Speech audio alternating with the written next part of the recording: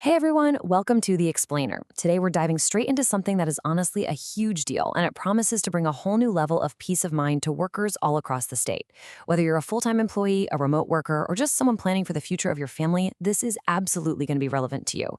We are talking about Minnesota's brand new paid family and medical leave program. Imagine being able to care for a new child or support a family member in need without the added stress of financial burdens. This dream scenario can be a reality in Minnesota with paid family leave.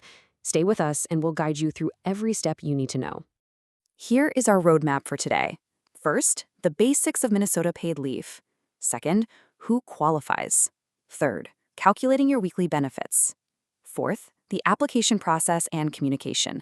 And finally, some crucial tips, pitfalls, and resources. Okay, let's dive into Section 1, the basics of Minnesota paid leave, and what you really need to know. For the longest time, the standard in the U.S. has been the Federal Family and Medical Leave Act, or FMLA. But Minnesota's new program, it kind of changes the whole game. See, FMLA only provides unpaid leave, and that's only if your company has 50 or more employees.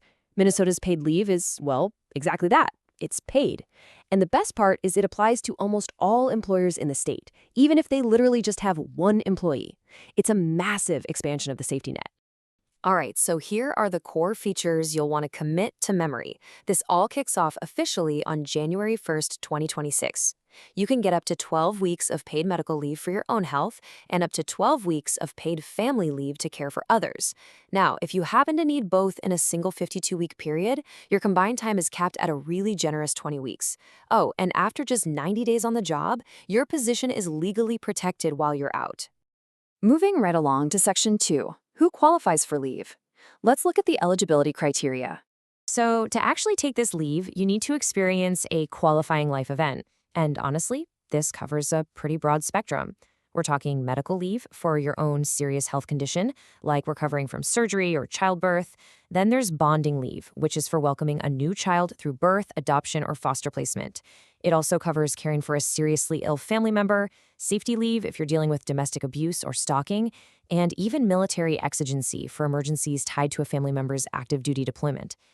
Now, what's truly groundbreaking about this is Minnesota's incredibly expansive definition of family. The federal FMLA basically restricts family to just a spouse, parent, or child. But under this new Minnesota law, it is beautifully broad. It includes siblings, grandparents, grandchildren, parents-in-law, domestic partners, basically even individuals where your relationship just creates an expectation of care. It ensures you can actually show up for the people who matter most in your life. There is a financial threshold to qualify, but don't worry, it's very accessible. You just need to have earned roughly $3,700 over the past year across any covered Minnesota employers. To be exact, that's 5.3% of the state's average annual wage. And because this is a portable benefit, you can actually combine earnings from multiple jobs over the past year to hit that number. Geographically speaking, the requirement is simply that you work at least 50% of the time from a location right in Minnesota, which is awesome news for the modern workforce.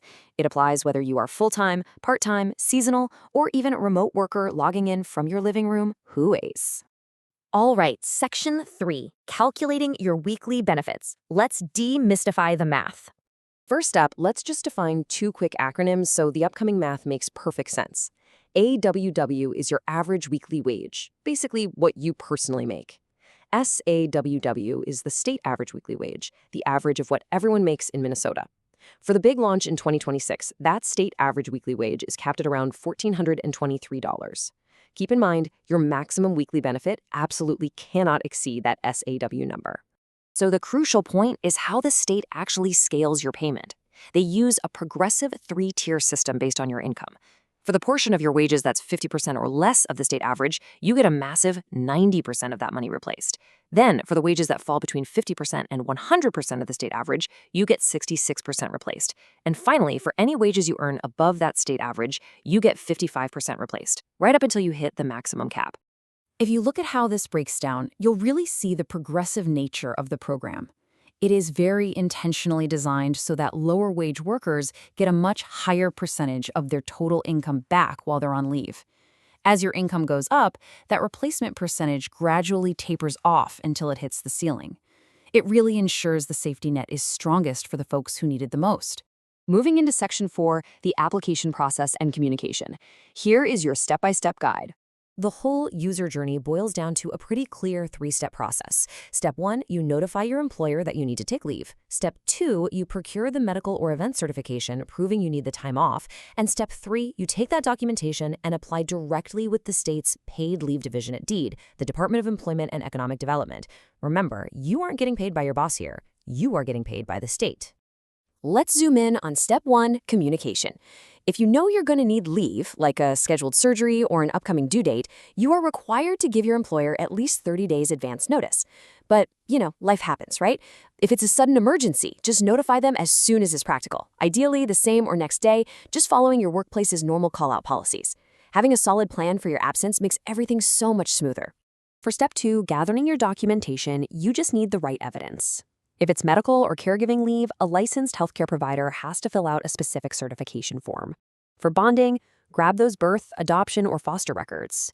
For military exigency, you'll need a copy of the active duty orders. And for safety leave, you'll need something like a letter from a counselor, a police report, or a restraining order. And this brilliantly illustrates the official path the state lays out. Step 1, notify your employer. Step 2, apply with the paid leave division at paidleave.mn.gov. Once the state reviews your application, they'll send you an official determination. If you're approved, boom, the funds go straight into your bank account or onto a prepaid debit card. Finally, Section 5, tips, pitfalls, and resources to ensure a smooth process. Okay, pay very close attention to this next part because it is a crucial pitfall you absolutely want to avoid. Sometimes your doctor's office might try to be super helpful and just fax your medical certification directly to the state division. If they do that, the clock starts ticking. You literally must file your actual application within 30 days of them sending that fax. Miss that window, and the state closes your claim due to an administrative mismatch. Please don't let a tiny paperwork delay cost you your peace of mind. Now, if you do get stuck, the state has built out some fantastic resources. You can apply and even play around with premium calculators online at paidleave.mn.gov. If you're not super comfortable with the digital portal, no worries at all. You can call their contact center during business hours, request paper applications, and securely fax or mail them in. You are definitely not alone in this process. Before we wrap up, I do need to share this quick reminder. Note that this explainer aims to provide general information and should not be considered legal advice. Always consult official sources or a legal professional for your specific circumstances. State guidelines can and do update, so it's always best to double-check. Which brings us to our final thought. The law is passed, the infrastructure is being built as we speak, and 2026 is going to be here before we know it. So are you and your family prepared to take advantage of this new peace of mind? Now is really the time to start thinking about your long-term financial and emotional readiness. Talk to your employer, budget for those wage replacement percentages we discussed, and rest easy, knowing that when life happens, Minnesota has a safety net waiting for you. Thanks so much for joining me today, and keep learning.